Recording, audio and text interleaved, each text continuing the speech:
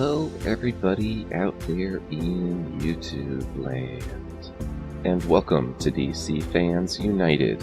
So today I am going to be taking a look at Wacky Raceland number 4. But first off, I have a shout out for my friends over at outrightgeekery.com. It's a cool geek website, and I'll have a link for them in the description box. So this issue was written by Ken Pontak, with art and cover art by Leandro Manco. The colors are by Marina Sanzone, and the variant cover is by Joe Prado. So the main cover is pretty good. I like it well enough. It's got a lot of detail to it, which is really nice, but it's got a really digital feel to it. That's not always a good thing. I do like it better than the variant cover, however. So we're going to start off on the first page, and this issue is really off the rails even more than the previous issues. Oh, and I've done reviews on the first 3 issues, if you haven't watched those already. So the first issue starts out, and there's a giant octopus thing on the Hoover Dam that they have defeated, apparently,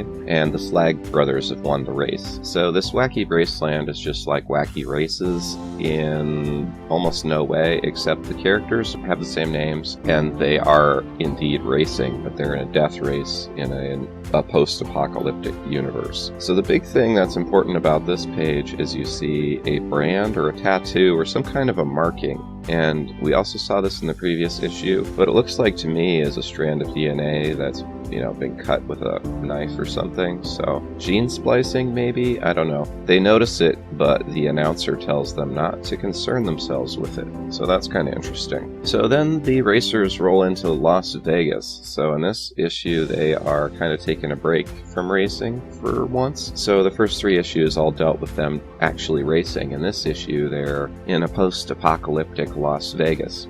And this place has got a bit more of a civilization still than the rest of the places we've seen, but it's pretty bad, and it's all controlled by different gangs and stuff. So they go to a particular casino. Oh, on their way through town too, you can really tell this came out in like 2016 because they drive past this guy who's basically Donald Trump. He's talking about building a wall and how it's going to be the best wall ever and stuff, and I'm just thinking, oh, how topical, So the way they word it too, it's really kind of like if you don't like Trump or if you do like Trump, you're gonna think it's funny. Personally, I'm just tired of politics, like so tired of politics. But yeah, he's talking about building a wall and stuff. And the guy driving past says he's obviously an insane narcissist. I like him. So if you don't like Trump, or if you do like Trump, you'd get something from that. Anyways, so they pull up and they go into this particular casino, and their vehicles are all sentient, and they don't think it's a good idea. But there's a little joke about how the valet is going to park the car, but the car is like, I can park myself.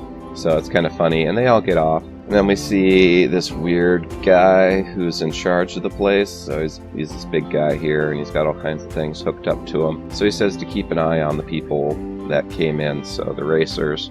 And the main character in this story is this Red Baron guy. So there's a little backstory about him, and it turns out he was a gambler back then too. So they figure that out. The big guy who's watching him, they figure out that he's someone who has a bounty on his head. So they try to gas him, but he has a gas mask on, so they end up just hitting him with a rifle. So they capture all of the humans. Meanwhile, the vehicles in the holding area figure out something is wrong, so they start to try to have their own escape plan. So they start to leave, and Muttley leads the way. So then, because he was left with the cars apparently, so the Red Baron here is tied up, and the big bad guy beats him up. And then the cars are finding their way out, and they blast away through a wall. And then we see the racers have all been put into this arena. So they have a showdown in an arena and fight some kind of weird mutant tigers. And then we get a flashback and find out why they all want to kill the Red Baron. Basically, he couldn't pay his debts from a long time ago. So the guy he owed the money to was going to kill him, but he stupidly tried to shoot him, and his daughter jumped in the way because she is in love with the guy, and she gets shot, so he's out his money and his daughter dies. And I thought the dialogue here was really just not even cliche, it's just bad. So the girl gets shot and she says, You killed me, Daddy. Like, who talks like that, right? And then he's like, my baby, my little girl, I'm so sorry. So then the guy jumps out the window and they don't manage to shoot him.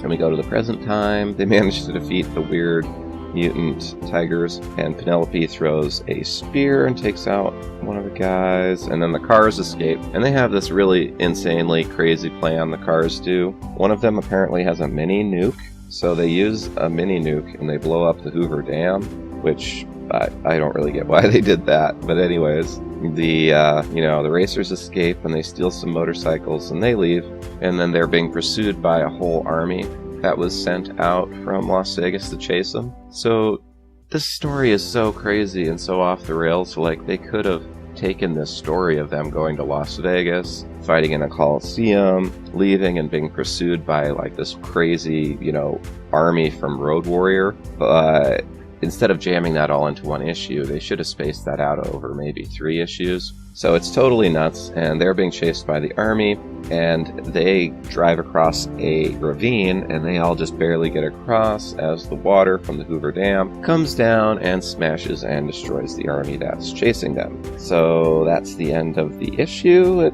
It was pretty wild. I don't know. It was an issue that I kind of liked the ideas behind it better than the actual story itself. Like, all of that could have been really cool, and, you'll have to read it for yourself. Let me know down in the comments what you thought from what you could see. Do you think it was a good issue or not?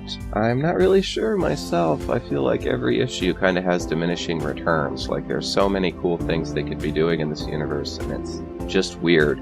And there's only issue 5 and issue 6 left, so I'm starting to get a little worried. Like, they could have really ridiculous throwaway issues if this was an ongoing series, but it's only 6 issues, so they really got to make whatever point they're trying to make and do it quickly. Alright, that's all for now. Thanks for watching, and as always, thanks for being a part of DC Fans United. End of line.